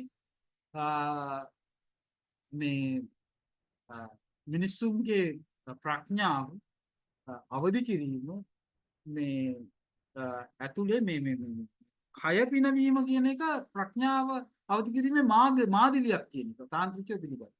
අන්න ඒක පවා ශේකර හරහා ප්‍රතිමාන වෙනවා. මගේයි ඔබේ කය ඔබෙයි මගේ කය රයින් රයට අප බිබී නටන විට මමයි මගේ යන මමත්වයක් නැත පැවැත්ම තනි තනි කැමැත්ත අනුවය රයිට්. එතකොට මෙන්න මේ වගේ දාර්ශනික සංකල්ප වලින් මම හිතන්නේ සේකරගේ මේ කාව්‍යයක් කරන්නේ ශාල විදියට බලපෑමකට ලක් වෙලා තියෙනවා. සහ විශේෂයෙන්ම මහායානික අදහස් මම ඉස්සර කිව්වා වගේ සේකර මේ අර ගුණපාල ධර්මසිරිවත් කේන් ජයතිලකවත් වගේ දාර්ශනිකයෙක් කියන එකෙන් වඩා මම ගන්න කැමති සේකරව චින්තකයෙක්. ඔහු මේවා පරිශීලනය කරලා තියෙනවා පෙරලා ඔහු සිතා තිබෙනවා සහ ඒවා ඔහුගේ කරගෙන තියෙනවා. ඔහුගේ සිතීමක් ඒ ඇතුළට තියෙනවා කියන එක තමයි මම හිතන්නේ. මම හිතන්නේ මම මේ වගේ කාලයක් තමයි මම කතා කරන්න. ඒ වගේම මේ තව පැය භාගයක විතර කාලයක් මම කැමති මේ අදහස් තිබෙනවා නම් මේ වගේ දෙයක් ෂෙයා කරගන්න. මොකද මේ මටත් තියෙනවා මේ සංසාරේ ප්‍රශ්නයක් මේ වයිෆුයි බබයි ඉන්නවා වෙන ගෙදරක ඒගොල්ලන්ව මේ අරන් ඉන්න ඕනේ. ඒගොල්ලෝ වැය වෙන්න කලින් අරන් ඉන්න ඕනේ මේ සංසාරික ප්‍රශ්නයක් තියෙන ඉස්සඳගන්න එකක් තියෙනවා. ඒක නිසා අපිට 9:00 විතර වෙනකන් අපිට ඉඩක් තියෙනවා යම් අදහස් ටිකක් අපිට සාකච්ඡා කරන්න මේ සම්බන්ධයෙන්. සහ නොකිය වෙච්ච දෙයක් තව ඒ වගේ මේක තව වෙන තැනකට ගෙනියන්න දේවල් ඔබට කියන්න දේවල් ඔබේ අදහස් විසියල්ලට විවෘතයි. මම තේනවා බොහෝ අසූ පිරූතෙන් ඇති බොහෝ දෙනෙක් ඉන්නවා. මහාචාර්ය අලුවේ පද්මසිරි හාමුදුරුවෝ ඉන්නවා. නියුන් හැල්ල සහෝදරයා ඉන්නවා. තව ගොඩක් දෙනෙක් ඉන්නවා. කල්පනා ඉන්නවා. ඕනෑම කෙනෙකුට අදහසක් පළ කරන්න ඉඩ තියෙනවා. නිමල් ඉන්නවා මට පේනවා.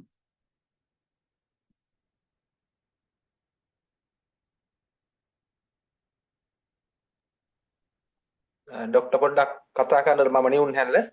ඔව්.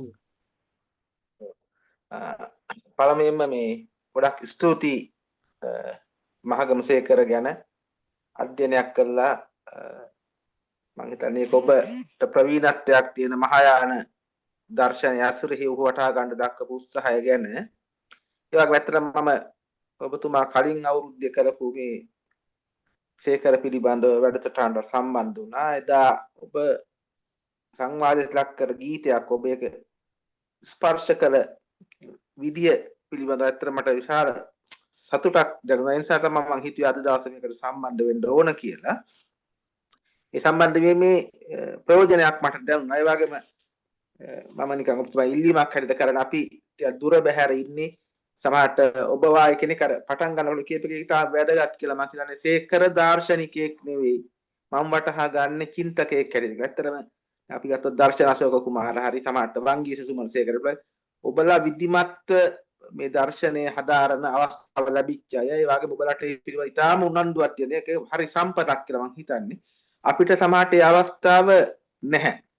අපි ඔබලා වාගේ දර්ශනය හදාරපු අයගේ පොත්පත් වලින් දේශන වලින් තමයි ඉගෙන ගන්නේ. මමත් යම් ප්‍රමාණයකට ගුණපාල ධර්මශ්‍රී W.M. ගුණතිලක ඒ වගේම මහාචාර්ය ලසංග තිලක රත්න වාගේ පොත් කියවනවා. කියවනකොට අර ඔබ සඳහන් කළා වාගේම අපිට දැන අසේකර වටහා ගන්න එහෙම නැත්නම් සමහරට රණවීර නන්දන වාගේ කවියන්ගේ තියෙන පෙරදිග චින්තනයේ ආලෝකේ වටහා ගන්න මේ පොත් වැදගත් වෙනවා. ඒ අර්ථයෙන් තමයි මම ඇත්තටම හිතන්නේ මම දැක්කා පහුගිය ගොඩාක් සේකර ගැන ලියනවා විශේෂයෙන්ම රූපවාහිනී වාගේ මාධ්‍ය වල ගොඩක් අය මැදිහත් වෙලා කතා කරනවා. ඒවා ඇත්තටම නැවත නැවත රිපීට් වෙන දේවල් මම හිතන්නේ ඊට වඩා වැදගත් දේවල් ඔබතුමා කතා කරා. ඒ නිසා මම හිතන්නේ මම ඉල්ලීමක් හැටියට කියන්නේ අපිට කවිය හැටියට දුර ඉඳන් සම්බන්ධ වෙලා මාස දෙකකට සැරයක් වගේ කියන්නේ අපිට දැන් පෙරදිග දර්ශනය සහ බටහිර දර්ශනය අතර තියෙන නෑදෑකම් ඒවා පිළිබඳව ඉගෙන ගන්න අවශ්‍යයි. ලෝක පරිමාණ කවියෝන්ගේ කවියත් එක්ක කොහොමද දර්ශනය සම්බන්ධ වෙන්නේ වගේ. ඔබ මහාචාර්ය ඩෙස්මන්ඩ් මල්ලිකාරච්චි යටතේ මම හිතන්නේ මම දන්න විදිහට අධ්‍යයනය කරේ ආචාර්ය උපාධිය සඳහා ඩෙස්මන්ඩ් මල්ලිකාරච්චි මහාචාර්යවරයාගේ සමහර කෘති කියවද්දී අපිට සමහරට දැනෙනවා අර ඒ පෙරදිග චින්තනයට යන්නේ නැත්තුව සාකච්ඡාවක් කරන්න එක විශේෂයෙන්ම මට යම් ප්‍රමාණයකට සුචරිත ගම්ලත් වාගේ අයසේකර වටහා ගන්නකොට ඔබ ඔය කියන දාර්ශනික පැත්ත ස්පර්ශ කරන්නෙම නෑ වාගේ කියලා මට දැනෙලා තියෙනවා. මහගමසේකර හා සමාජ යථාර්ථය වගේ කෘති. ඒ අර්ථයෙන් තමයි ඔබේ දේශනේ වැදගත්. මම ඉල්ලීමක් හැටියට කරන්න අපිටත් පුළුවන් අවස්ථාවක එහෙම සංවාදයක් කරන්න පුළුවන් නම් කියලා මම දන්නේ ඔබතුමාත් විශාල කැපකිරීමක් කළා මේවා කරන්න. නොමිලේ නෙවෙයි මම කියන්නේ යම් කිසි අපිට පුළුවන් නම් එහෙම හැදෑරීමකට මට විශේෂයෙන් කොළඹෙන්න අමාරුයි. ඒ නිසා මම කිව්වේ බොහොම ස්තුතියි. ඇත්ත බොහොම ස්තුතියි සහෝදරයා මේ ඔබේ අදහසට මේ ඒක ඇත්ත මම හිතන්නේ දැන් ඔය මේ ඒ කියන්නේ දැන් ගම්ලත් චූරීන් සේකර දකින්නේ ඔහුගේ මාක්ස්වාදී චින්තනයෙන්. ඒතකොට අපිට ඕන පැත්තකින් රීඩ් කරන්න පුළුවන්. ඒක ඊටාම හොඳ කියවීමක් සේකර ගැන මේ ගම්ලතුන්ගෙන්. නමුත් ඒ වගේම තව කියවන්න පැති තව බොහෝ ඇති. සහ මේක තව එක පැත්තක්. මේ පැත්ත කියවිලා තිබුණ නැහැ කියන එක මට හිතෙනවා කවුරුවත් එහෙම සේකර ගැන ඒ කියන්නේ මහාචාර්ය මැන්දිස් රෝණදීර මහතාම කියලා තියෙනවා සේකරට මෙහෙම ආලෝකයක් ලැබුණා කියන එක පිළිබඳ. නමුත් ඒක තව මේක අපි කතා කරනවට වඩා ගැඹුරින් ලියන්න ඕනේ කියන එක මට අදහසක් තියෙනවා. ඒ කියන්නේ මේ මොකද කතාවට වඩා අපිට ඒක ලිව්වොත් අපිට සාක්ෂි දෙමින් තව ගැඹුරින් ඒකට තර්ක කරන්න පුළුවන්. සේකර කොහොමද මේ සේකරගේ චින්තනය සහ සේකරගේ චින්තනය මේ අර මහායානික චින්තනයත් එක්ක සම්බන්ධ වෙන තැන් ටික ගැන වගේ වැඩිපුර සාක්ෂි මම හිතන්නේ ලේඛනයකින් දෙන්න පුළුවන් කියන්නේ. ඒකට කාලයක් හොයාගන්න එක තාම වැදගත්. ඒ වගේම දෙවෙනි කාරණේ අර ඔබතුමා කිව්වදී අපිට පුළුවන් නම් මාස දෙකකටවත් සරක් කාලය වෙන් කර ගැනීම අර අප්සෙට් ඒ කියන්නේ අවුලක් තියෙනවා. අවුලක් තියෙනවා. ප්‍රධාන වශයෙන්ම මේ අපි මේ ඇත්තටම මේ මම ගන්න මගේ කාලේ නෙමෙයිනේ. මම ගන්න ඇත්තටම අපේ බිරිඳගේ කාලේ, බබාගේ කාලේ, බබාට අකුරු කියලා දෙන්න තියෙන කාලේ ඒව ගන්න. ඒකට ඒවැදී ඇත්තටම මේ මම අනික් කෙනෙක්ගේ කාලේ තමයි මේ ගන්නෙ.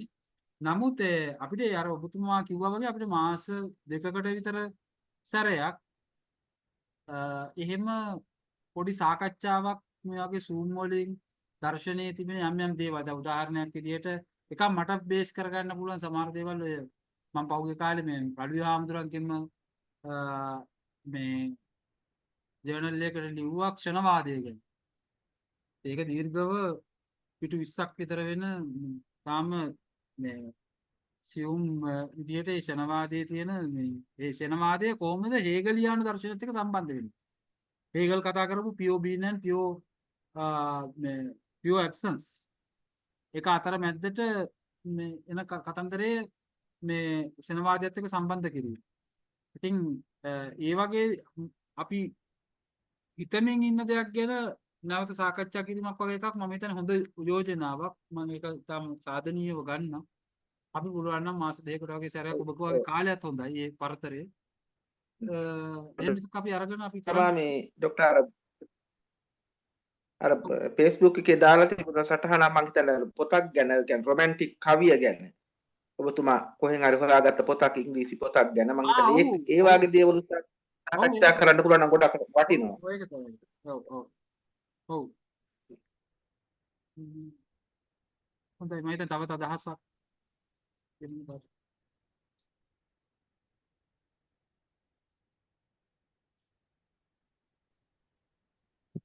කල්පනා. දර්ශන කල්පනා ඔව්. මේ අනේ මේ ඇත්තටම මේ විශේෂ දෙයක් කියනකට වඩා මේ බොහොම ස්තුතියි කියන කතා කරේ මේ කාලේ අරගෙන මේ එකක් තමයි මේ සේබරගේ කවිය ගැන මේ දවස්වල මේ 50 වෙනි සංවත්සරයේත් ඇතුළත තියෙන සංවාදත් එක්ක මමත් දැක්කේ මේක මේ මහායාන මේ ප්‍රවේශයකින් කතා කරන එක හරිය විශේෂකත්වයක් කියලා ඒක නිසා මේ මාසාවෙන් සම්බන්ධ වෙන්නේ මේ මොකද මහායානය පිළිබඳව අර පොදු මේන්ස්ට්‍රීම් එකේ කතා කරන ප්‍රමාණය හරිය අඩුයිනේ අපේ විද්‍යාලවල ඒ විෂය පද්ධතිය නැතුලේ අපි ඉගෙන ගත්තා ඊට පස්සේ බොහොම කුඩා කණ්ඩායම් ඇතුලේ අපි මේ මාතෘකා කතා කරන හැරෙන්න මේ මෙවැනි විදිහකට මේ ඒක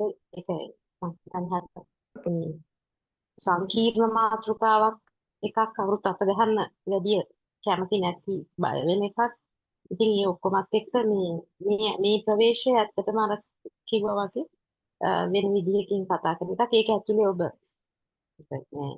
වාදී ප්‍රවේශය කොහොමද මේකත් එක්ක සම්බන්ධ වෙන්නේ වගේ ලොකු කලාපයක් ආවරණය කරා සහ රෙෆරන්සස් දෙමින් ඒක ලොකු මහන්සියක් ඒ හැමදේටම සහය දැනුමට මේ ගොඩාක් ස්තුතියි මාත්තර මේ මම ඇත්තට මගේ ඔළුවේ නිර්ණය කරපු යෝජනාව තමයි මේ ඌකෝ ගැන මේ වැඩසටහන් වගේක් කරන්නේ ෆිසිකල් ඒ ෆිසිකල් එකට ඇත්තටම මට හිතෙනවා එහෙම හැකියාවක් තියෙනවා. එවැනි එකක් මේ නැත්තම් ණය කිව්වා වගේ අර සාහිත්‍ය පැත්ත සහ පෙරදිග දර්ශනය ඔබේ දැනුම මම අදයි දන්නේ නාගර්ජුන සහ දෙවිදා මේ දෙක මේවා කරන තමයි ධර්මයේ පොස්ටි මාතෘකාවක් වෙන්න ඕනේ.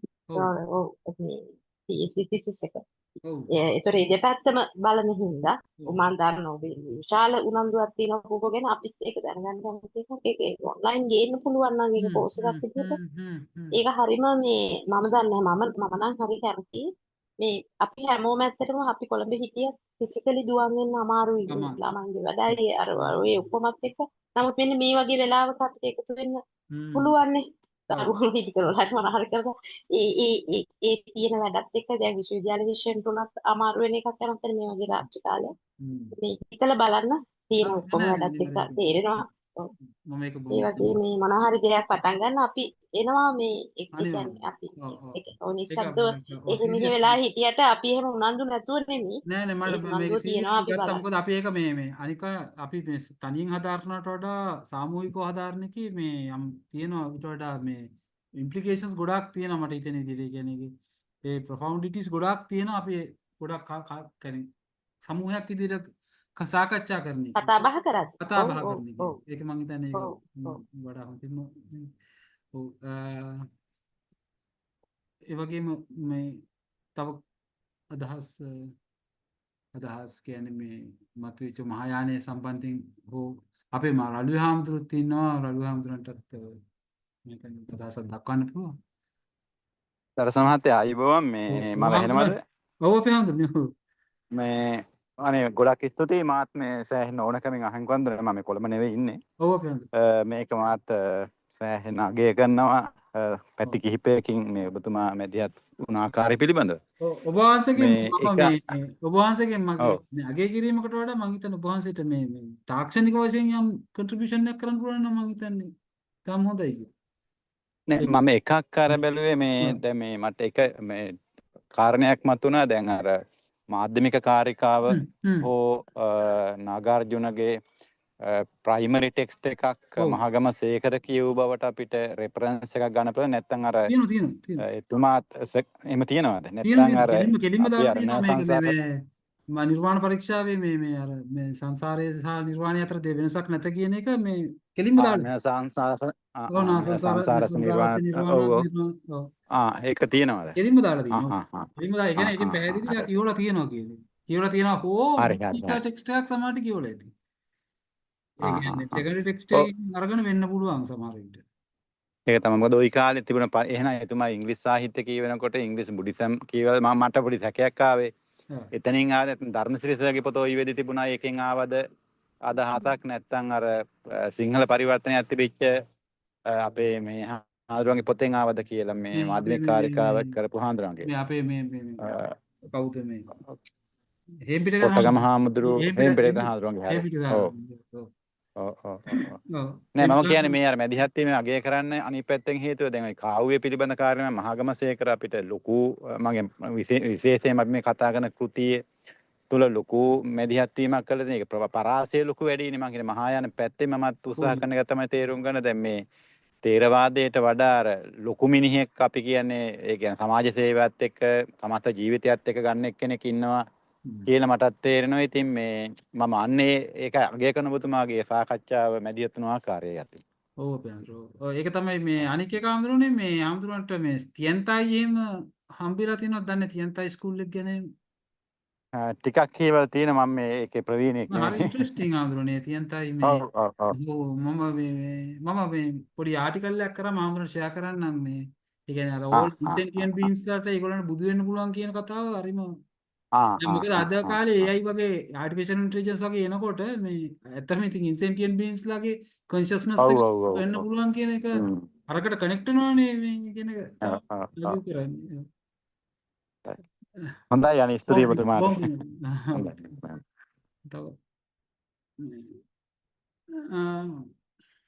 තවත් අපිට විනාඩි කීපයක් තියෙනවා.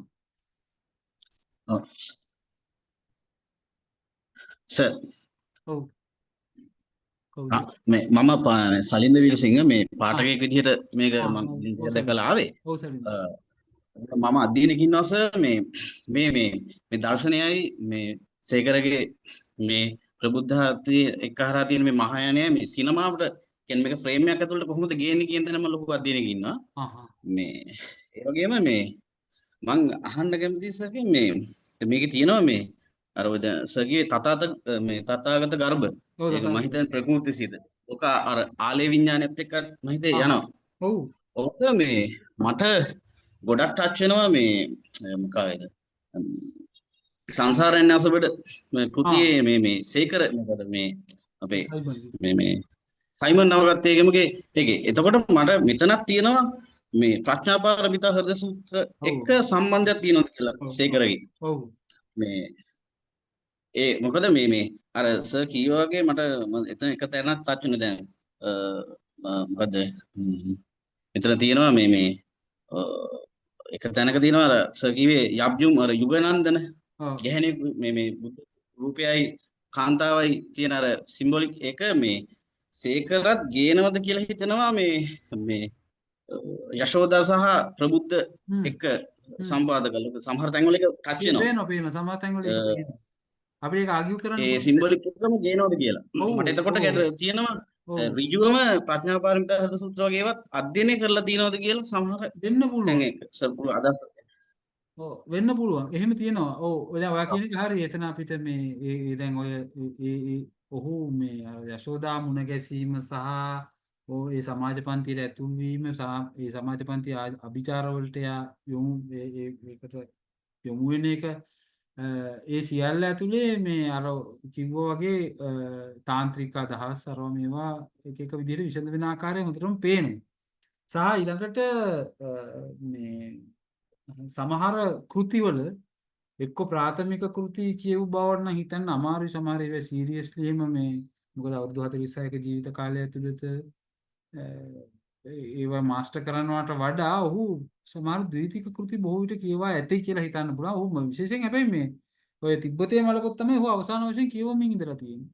සහ මේ ඒකත් එක්ක මේ ඔහු ඊට වඩා වැදගත් වෙන දේ තමයි ඔහු මේ මූලික අදහස් අරගෙන ඒවයින් මේ ඔහුගේ චින්තනයක් ඇතුළට ඒව අරන් ඇවිල්ලා ඒක තව එක්ස්පෑන්ඩ් කරලා තියෙන බව මට නම් පේනවා. ඒක තමයි මම හිතන්නේ මේ තාම වැදගත් පොයින්ට් එක තියෙන්නේ. එයාගේ දෙයක් ඇතුළට එයාගේ දෙය ඇතුළට එයා අරගෙන තියෙන ඒ අදහස්. එහෙම එකක්. ඒක නිසා මෙයා විශේෂිත චින්තකයෙක් වෙනවා. තවත්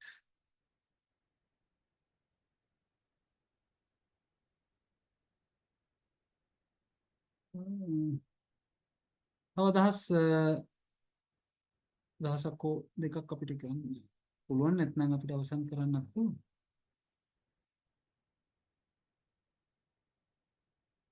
හරි එහෙමනම් මේ ඔව් කවුරු කතා පුළුවන්ද තව ප්‍රශ්නයකට තියෙනවද? ඔව් තියෙනවා. හරි. මම ඉන්දිකා ඔව්. මට පොඩි අදහසක් විතරයි මට ඔය කියන කවිය පැත්තෙන්වත් දර්ශනීය පැත්තෙන්වත් ලොකු අවබෝධයක් ඇතිවෙන්නේ. මට මේ වෛද්‍ය විද්‍යාත්මක පැත්තේ අපේ තියෙන අත්දැකීම් සහ සේකර ගැන දන්න දේවල් එක්ක මේ මට පොඩි අදහසක් ආවේ මේ කතාව අහගෙන ඉඳලා.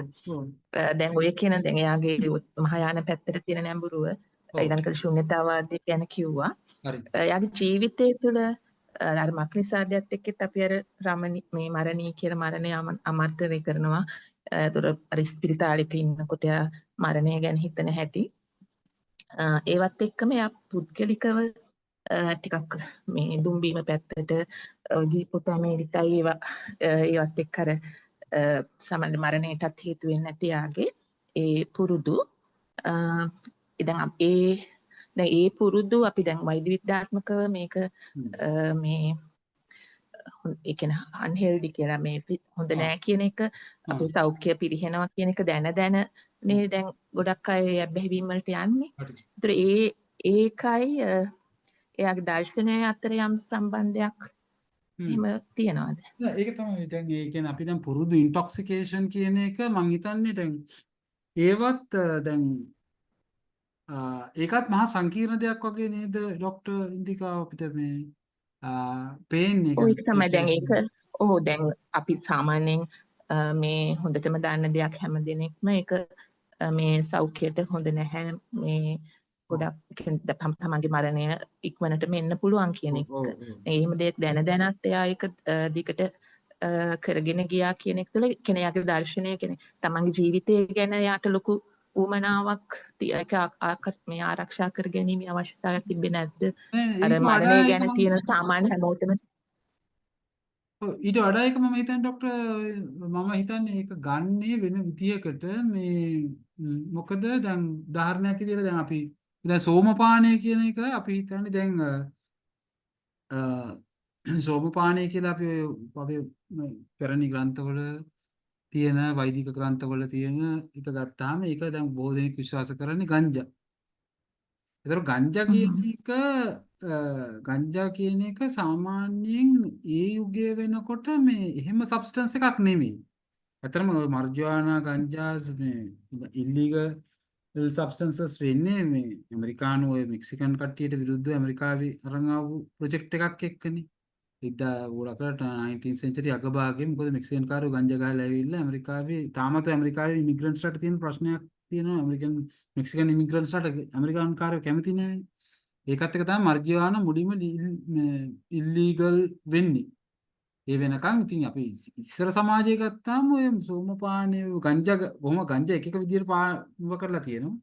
ඒක සාමාන්‍ය දෙයක්. දැන් අර අපේ මේ පියරතන හාමුදුරුවෝ මේ ළඟදී දෙනවා මේ සිගරට් බොන එක ගැන ඉස්සර මේ දැන් බුරුමේ මේ මෑතක් වෙනකම්ම මේ ලංකාවෙත් මේ සිගරට් දුම්පානය මේ හාමුදුරුවන්ට මේ දුම් බොන්න දීලා තියෙනවා පිරිකරත් එක්ක. තාම මේ බුරුමේ තායිවාන්තේ ඒක මේ මෑතක් වෙනකම් මේ ජෙනරේෂන් එක වෙනකම් තිබිලා තියෙනවා. සාය පින්තූර ඉන්ටර්නෙට් එකට ගියොත් උන තරම් හොයාගන්න පුළුවන්. ඒක අර පස්සේ මෙඩිකල් ඩිස්කෝස් එකේදී මෙඩිකල් ඩිස්කෝස් එකෙන් ඒවා අපි අර ෆූකෝ කියනවා වගේ ඒවා තහනම් කරනවා. ඒකේ තහනම් කරනගෙන මෙඩිකල් ඩිස්කෝස් එකෙන් හොයාගන්නවා මේක හොඳ නෑ කියලා.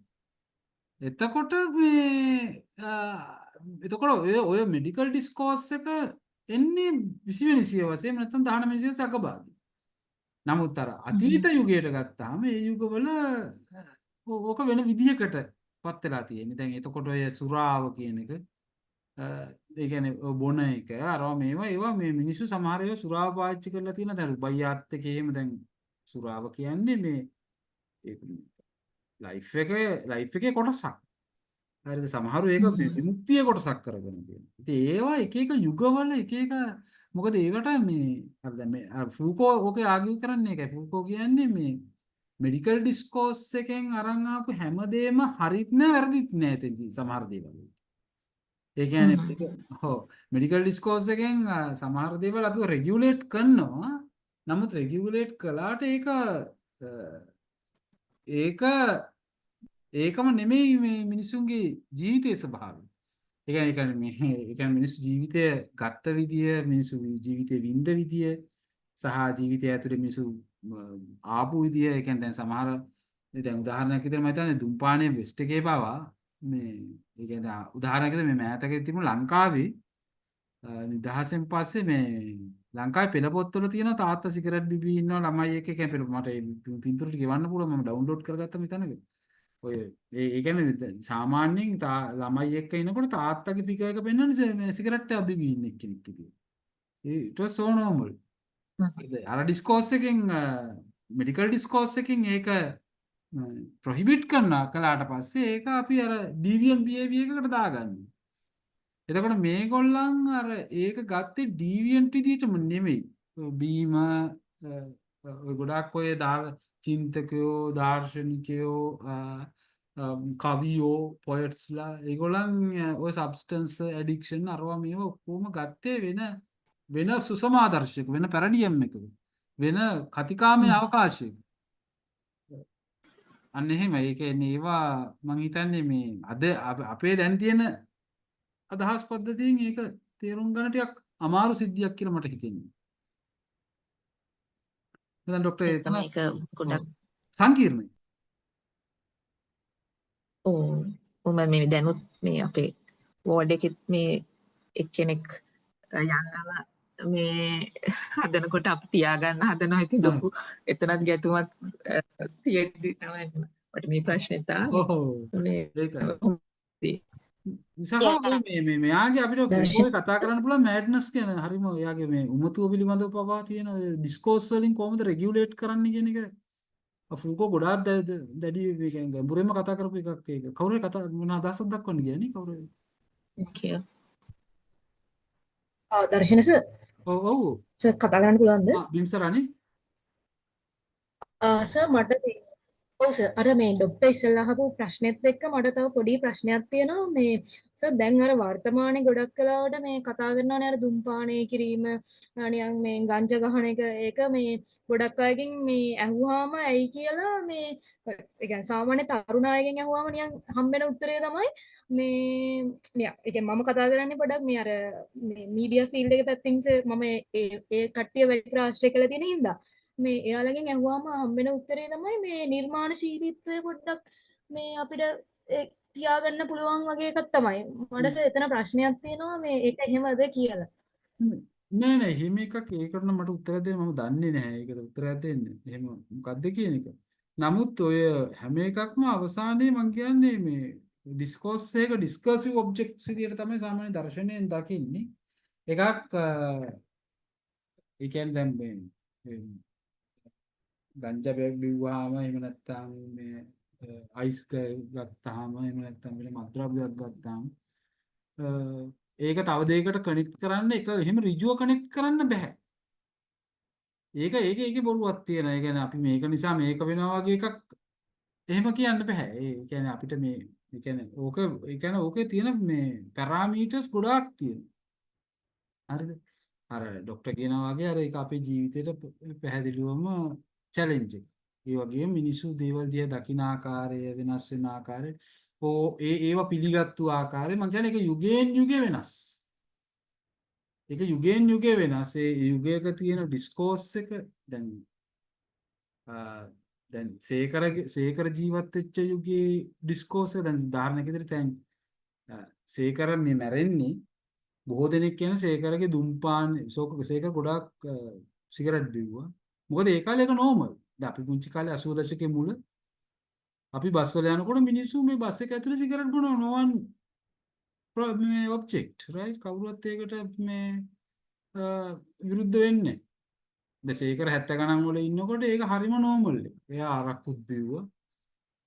අවසානයට එයා හાર્ට් පේෂන්ට් කෙනෙක් විදිහට මේ දෙපාරක් මං හිතන්නේ දෙපාරක් යාට මං හිතන්නේ එකපාරක් බයිපාස් එකක් කරලා මොකක් හරි වගේ ඒ වගේ දෙවෙනි පාර ස්ට්‍රොක් එකෙන් තමයි තුන්වෙනි පාර තමයි මැරෙන්නේ.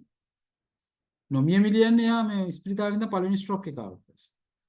නමුත් මම මේ මහාචාර්ය සුචරිත මහාචාර්ය සුනන්ද මහේන්ද්‍රත් එක්ක දවසක් කතා කරනකොට හරි කරුණාරත්න නමසිංහ යෙදෙන එක්කෙනෙක් මට කිව්ව කාරණේ තමයි මෙයා මහාචාර්ය සුනන්ද මහේන්ද්‍ර එයා කිව්ව එක තමයි මේ සේකරගේ ජීවිතේ නැති වෙන්න ප්‍රධාන හේතුව විදිහට එයා දකින්නේ මේ කියන්නේ අධික වැඩ කිරීම. ඒ කියන්නේ දැන් පාන්දර 2-3 වෙනකන් එයා එක ෆීල්ඩ් එකක් නෙමෙයි චිත්‍රපටි අධ්‍යක්ෂණය පිට කවර අඳිනවා කවි ලියනවා නවකතා ලියනවා කෙටි කතා ලියනවා පත්‍ර වලට කාටුන් අඳිනවා එමත් හේවුඩ් එකේ ප්‍රින්සිපල් රයිට් ළමයින්ට උගන්වනවා ඉතින් අර ඒවා එයා පාන්දර 1-2-3 වෙනකන් වැඩ කරලා ආයෙ පැය දෙකක් තුනක් නිදාගෙන ආයෙ මේ කොච්චි නගලා ගම් පහින්දන් කොළඹ එනවා. ඔන්න ඔය අවිවේකීත්වය ඔන්න ඕවා මේ කියන්නේ එයා මේ වැඩිපුර වැඩ කරපු එක. ඒ කියන්නේ එයාගේ තිබිච්ච එක ඉඳලා එයාගේ ජීවිතේ ගොඩක් වෙලාවට මේ නැති වුණා කියන එක තමයි මහාචාර්ය මේ සුනන්ද මහේන්ද්‍රගේ අදහසක් තිබුණේ. ඉතින් ඒ වගේ මේ අපිට මේ අර බිම්සරාව වගේ ඔය එකක් කිසිම දෙයක් එකකට එකක් කනෙක්ට් කරන්න බෑ. ඒ කියන්නේ කනෙක්ට් කරන්න බෑ කියන්නේ මේ අර කෝෂුවල් සම්බන්ධකම් causes and effects මේක නිසා අරක වුණා අරක නිසා මේක වුණා වගේ දේවල් වලින් මේ එහෙම නැත්නම් ගංජා සිගරට් බිව්වහම අපිට මෙහෙම වෙනවා එහෙම නැත්නම් මෙහෙම වෙනවා වගේ කනෙක්ෂන්ස් හදන්න බෑ කොහෙද ඒක හදන එක අවුල් මේ කනෙක්ෂන්ස් හැදෙන්නේ එක යුගයක නිකන් තියෙන කතිකාවේ ප්‍රතිඵලයක් විදියට මිසක් ඒ තියෙන මිනිසුන්ගේ ඇවතුම් පැවතුම් අභිචාර පැවතුම් මේවා හරිම සංකීර්ණයි.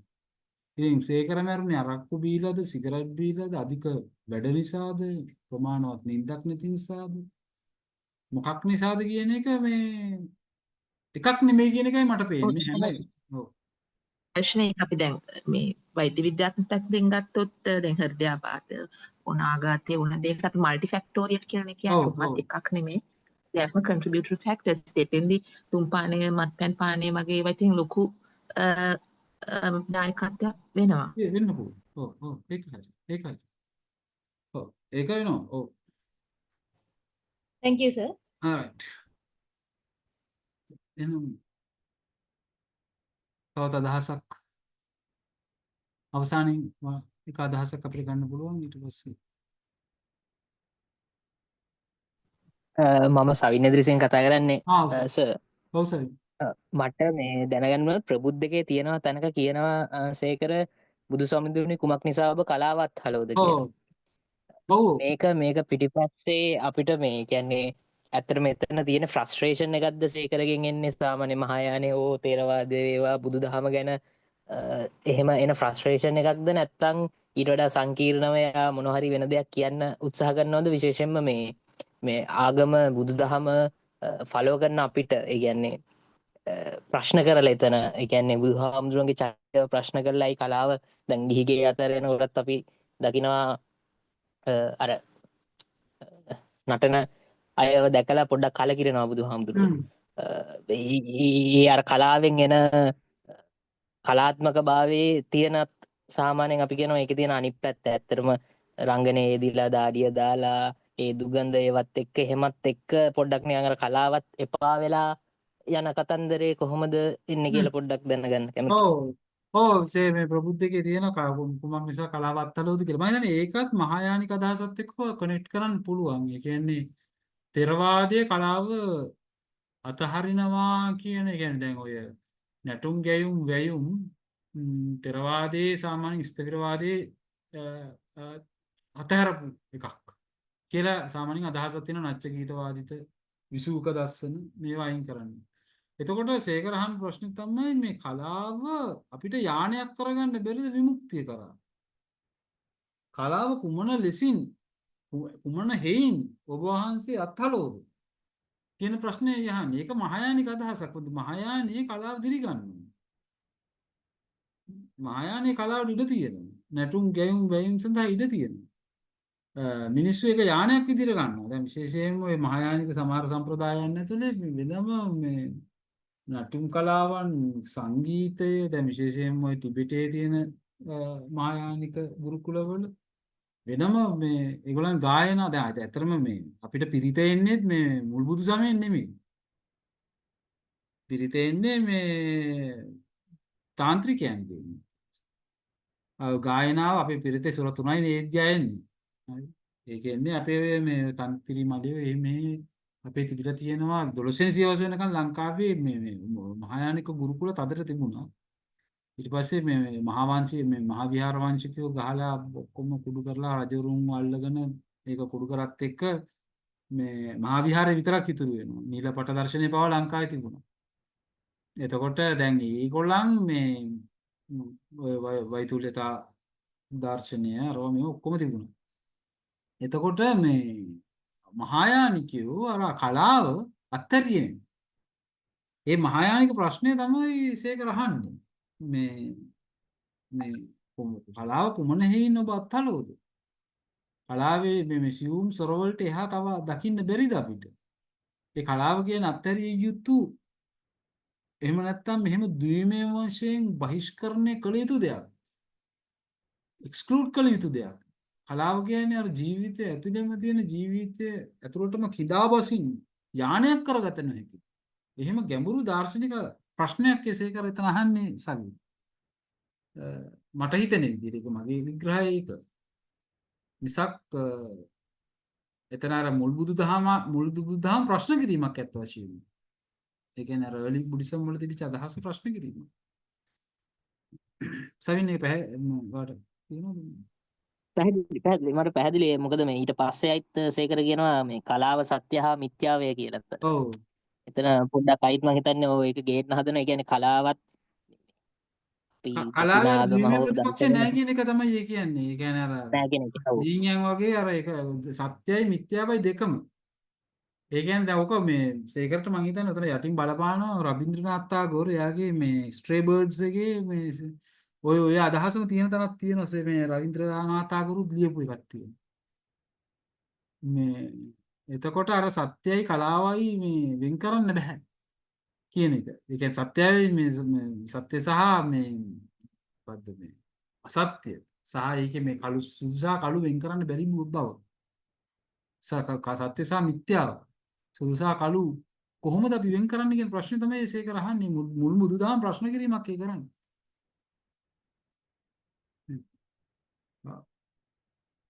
හොඳයි එහෙනම් මම හිතන්නේ තව මොකද අදහසක් නැහැ නේද? එමුනා අපි සමුගන්න පුළුවන්. කැමර මුකුත් නෑ නේද?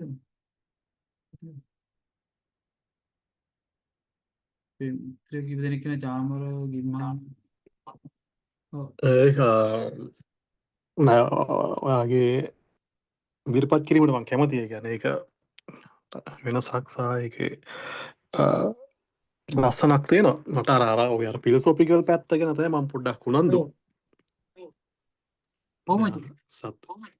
සත්‍ය කියන එකේ ඉඳන් ඊට පස්සේ අර අපි දැන් අපි හේගල්ගේ nothingness and being කියන එකේ ඩයලෙක්ටික් එකයි ඊට පස්සේ මේ අර මොකද්ද මේ අර පරමත්වයක් කියන ඒ කියන්නේ නිරපේක්ෂත්වයකට යන්න බෑ කියන එකත් එක්ක මම ටිකක් එකයි. යන්න බෑ නෙමෙයි.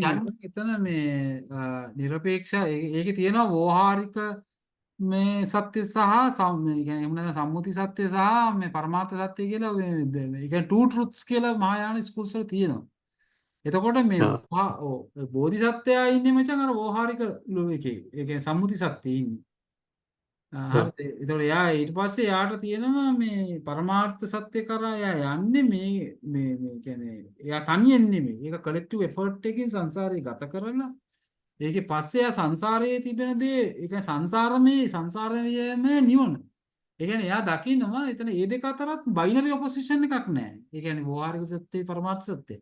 එයාගේ පරමාර්ථ සත්‍ය සාක්ෂාත් වෙන්නේ මේ එක්සිස්ටන්ස් එකෙන්මයි. මේකෙන් එළියෙන් එකක් එන්නේ නැහැ කියන තාම ගැඹුරු මේ මම හිතන්නේ ඒකට අපි වෙනම zoom එකක් ගන්න ඕන එකක්. මේ තාම ගැඹුරු එකක් ඒක. තාම ගැඹුරු දාර්ශනික අදහසක්. ඒ කියන්නේ මේ සත්‍ය තියෙනවා සත්‍ය always entangled. right ඒක truth කියන එක මේකෙන් එළියට විශ්වෙන එකක් නෙමෙයි කියන එක. අපිට අරක වෙන් කරගන්න හරි එහෙම නැත්නම් ඒ කියන්නේ මට ක්ලියර් නැත්තේ හරි ඒක කියන්නේ දැන් අපි යමු සංසාරයෙන් අයින් වෙන එක කියන එක දැන් මෙහෙමයි දැන් එකක් අර මේ අර අපේ සුපුරුදු සංසාරයෙන් අයින් වීමක් නැහැ කියන එක තමයි මචං කියන්නේ එතන. ඒ කියන්නේ සංසාරයෙන් කියන්නේ සංසාරය තුලම ඉන්නේ. දැන් early buddhism වල තියෙන enlightenment තියෙනවා සංසාර තුලමයි එහෙම. ඔව් enlightenment තියෙන සංසාරය තුලමයි. ඔව් සංසාරයේ නිවනේ සංසාරය. ඒ කියන්නේ සේකර කියන්නේ ඒක ගන්නේ නාගාර්ජුනගෙන්. නේද අපිට අර අපි කොහොමද දන්නේ කියන එක බේසික් ප්‍රශ්නය අහන්න වෙනවා ඊපස්සේ මේක සංසාරයක් අයි අපි ලොකු ෆිලොසොෆිකල් ඉන්නෝ ක්ලේම් එක ඔව් ඒක අපි නෑ ඒක කතා කරන්න පුළුවන් නමුත් ඒකට අපිට තව කීපයක් ඕන ප්‍රශ්නයක් ඔය අපි කොහොමද මේ ඒකේ මම අවසානයේ මම ආගියු කරලා තියෙන්නේ මගේ PhD thesis එකේදී මේක තෙරපියුටික් ප්‍රශ්නයක් මේක සොටියරොලොජිකල් ප්‍රශ්නයක් මේක සොටියරොලොජිකල් මිසක් ඒක විසඳන්න වෙන එකක් නෑ මම ඒක කියන්නේ අර කියකි ගාඩ් කියන විදිහට leap of faith. ඒ කියන්නේ භක්තියේ පැනුමකින් මිස ඔයා වෙන ප්‍රශ්නෙට උත්තරයක් දෙන්න බෑ කියන්නේ. ඒක තමයි අපි රීසන් හරි නැත්නම් කරන්නේ. නෑ රීසන් නෑ කරන්න ගියොත් ඒකින්ද මම දන්නේ මගේ යෝජනාව හරියට මම තේරුම් ගන්න එක ඒ කියන්නේ අපිට ඒ කියන්නේ මේක ගෙවා ගන්න නැත්නම් අර සෆරින් එකෙන් අයින් වෙන්න සෆරින් එකෙන් අයින් වෙන්න එපා කියලා කියන්නේ. නෑ මං කියන්නේ අපි මේ තියෙන ඒ කියන්නේ ඔතන සෆරින් එකෙන් අයින් වෙන්න එපා කියන්නේම මේ ඒ කියන්නේ විමුක්තිය වෙනුවෙන්නේ. ඔව් එන්ලයිට්මන්ට් එකක් තියෙනවා නේද? ඔව් ඔව්.